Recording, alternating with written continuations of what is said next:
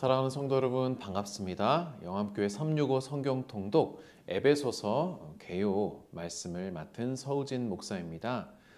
여러분이 여기까지 이렇게 오셨으면은 그러면 이제 사실 구약 신약까지 그 중반 이상을 이제 해내신 것인데 우리가 마지막까지 힘을 내어서 또 하나님 말씀 가운데 많은 은혜 누리시기를 바랍니다. 오늘 에베소서에 대한 간략한 설명을 제가 드리겠습니다.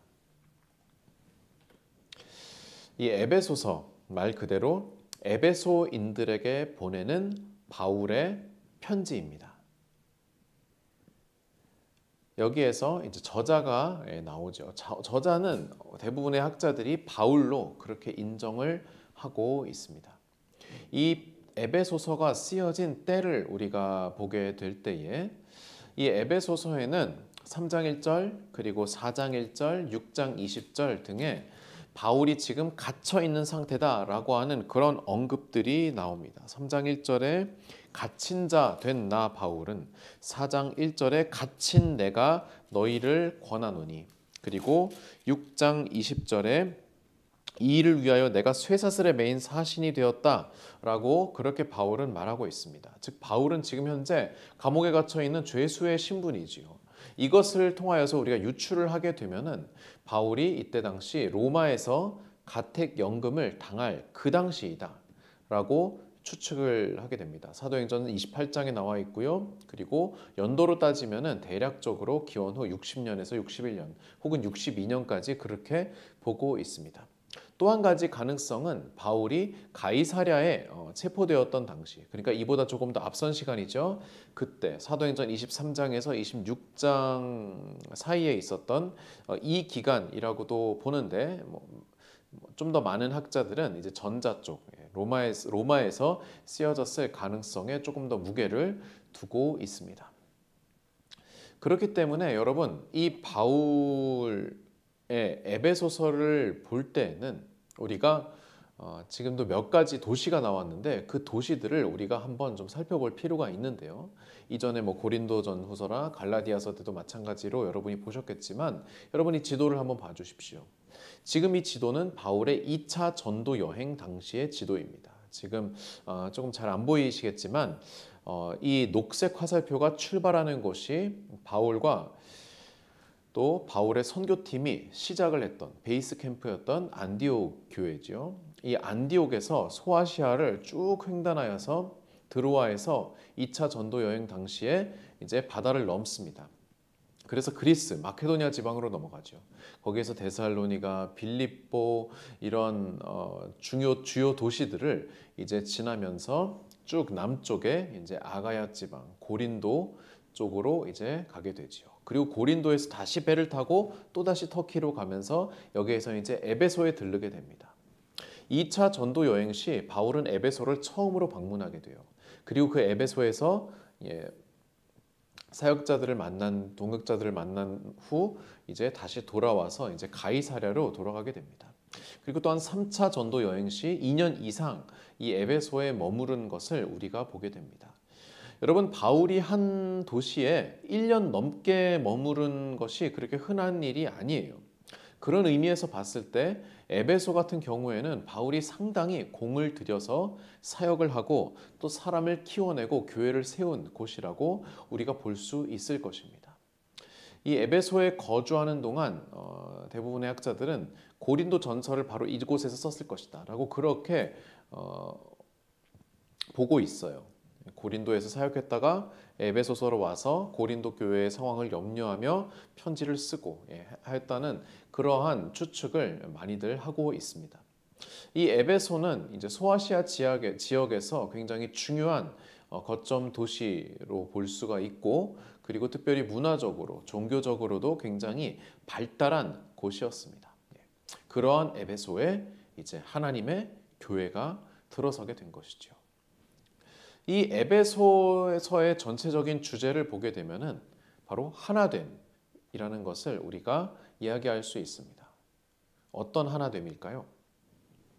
그 전에 우리가 이 에베소서가 쓰여진 배경들을 보게 되면은 대부분의 그 당시의 교회들은 유대인과 이방인으로 분열이 되어 있었습니다.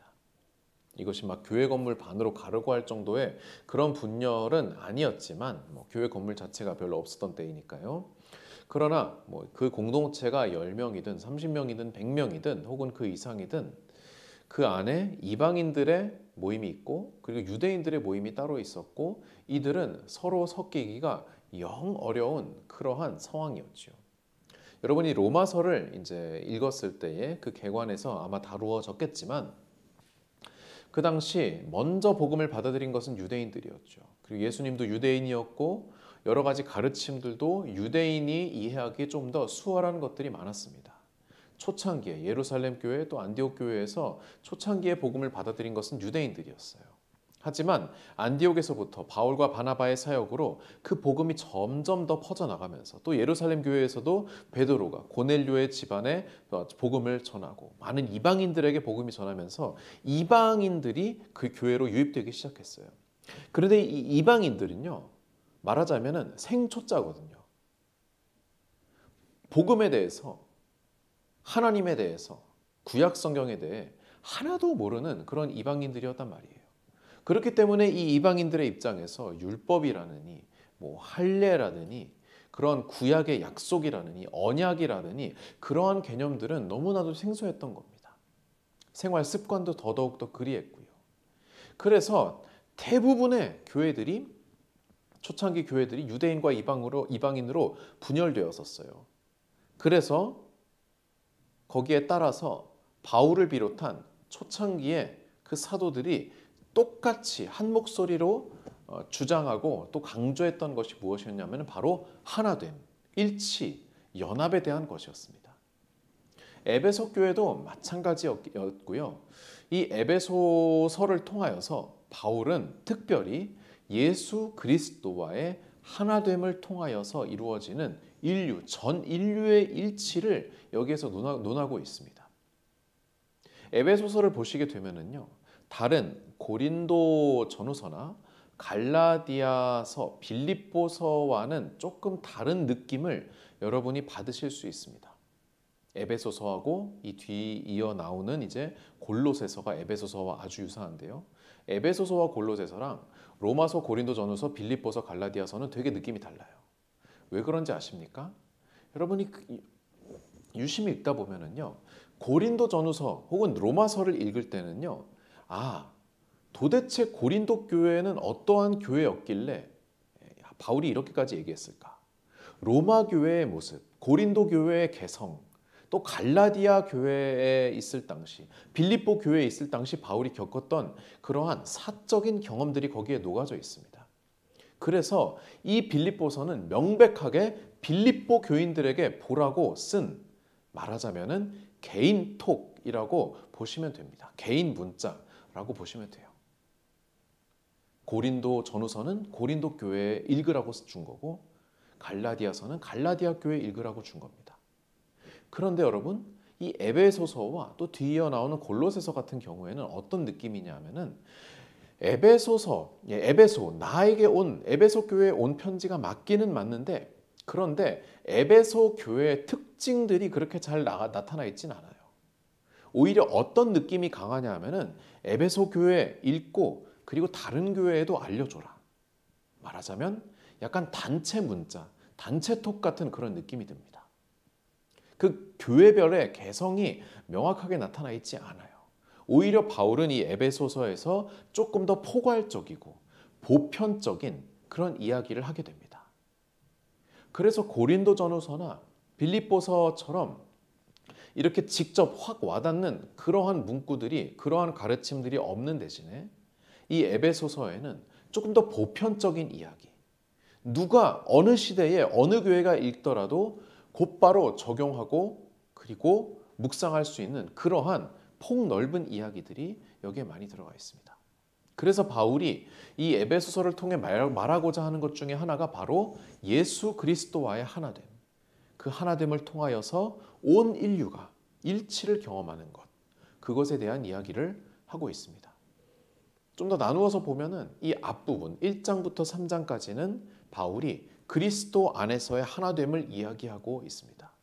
나중에 좀 더 구체적으로 말씀드릴게요.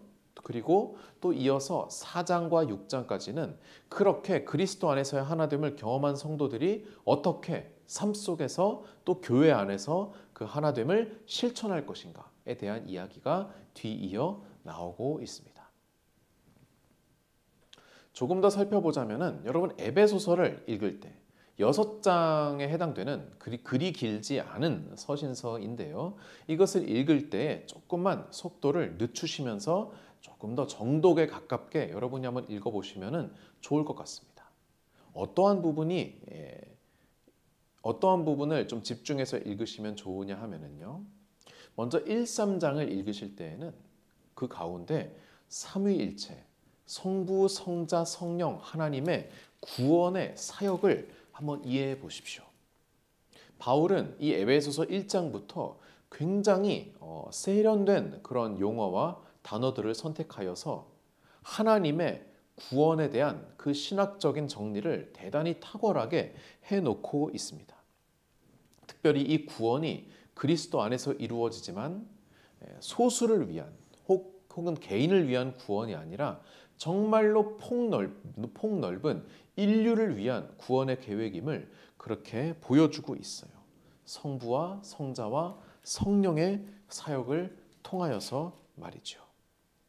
또 2장에서는 죄의 문제에 대해서 다루고 있고 그리고 그 죄의 문제를 하나님께서 어떻게 해결하셨는지 십자가를 통하여서 어떻게 우리와 하나님 사이를 화목하게 하셨는지 그것을 말씀하고 있습니다. 그래서 3장에서는 하나님의 그 비밀한 경륜이라고 하는 표현이 나옵니다. 하나님의 섭리 가운데 있는 큰 계획이지요. 그 계획이 우리의 삶에서 또 교회 안에서 어떻게 이루어져 가는가라고 하는 것을 말하고 있습니다.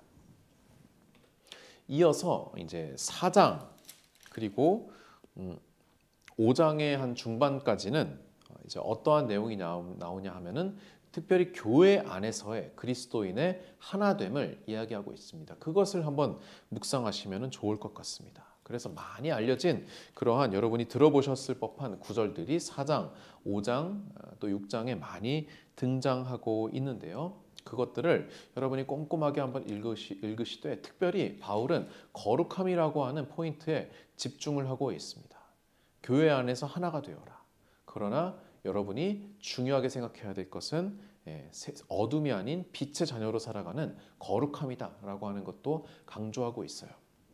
세 번째로 바울은 5장의 중반부터 6장까지 세상 속에서의 하나됨을 다루고 있어요. 특별히 여기 나오는 우리가 잘 알고 있는 아내와 남편 그리고 종과 상전, 자녀와 부모에 대한 이야기가 5장, 6장에 잘 나와 있고요. 그러한 싸움 가운데 우리가 어떻게 임해야 하는가 바로 마귀를 대적하는 전신갑주를 입고 대적하는 그 싸움에 우리가 임해야 할 것을 말하고 있습니다. 특별히 아내와 남편, 자녀와 부모 그리고 종과 상전에 대해서 이야기할 때 바울은 그 당시로서는 굉장히 획기적으로 평등한 그 말과 메시지를 많이 담고 있어요. 우리가 오늘처럼 평등이 굉장히 일상화된 그런 시대에서 이 글을 읽게 되면은 다소 남편들에게 유리하고 종보다 상전에게 유리하고 자녀보다 부모에게 유리한 그러한 높낮이, 불균등을 발견할 수 있지만 그러나 그 당시의 시대, 이랬던 시대 속에서 이 정도로 그것을 좁혀놓은 것만 해도 하나님의 복음의 방향성이 어떻게 진행되고 있는지를 알려주는 굉장히 중요한 그런 본문이 되는 것입니다. 갑과 을이 있었을 때 하나님의 가르침은 갑이 낮추고 을이 높아지는 그러한 세상을 하나님께서는 꿈꾸고 또 우리에게 방향을 제시하고 계시는 것을 여러분이 이 글 가운데에서 확인하시면 좋을 것 같습니다. 이 에베소서를 통하여서 여러분이 하나됨, 참된 하나님 안에서의 하나됨, 그리고 이 하나됨을 세상 가운데에서 살아내는 방식에 대하여서 우리가 깊게 또 묵상하며 많은 은혜를 받고 우리의 삶 속에서 그것을 실천하며 살아가는 영암교회 교인들이 되시기를 간절히 바랍니다. 감사드립니다.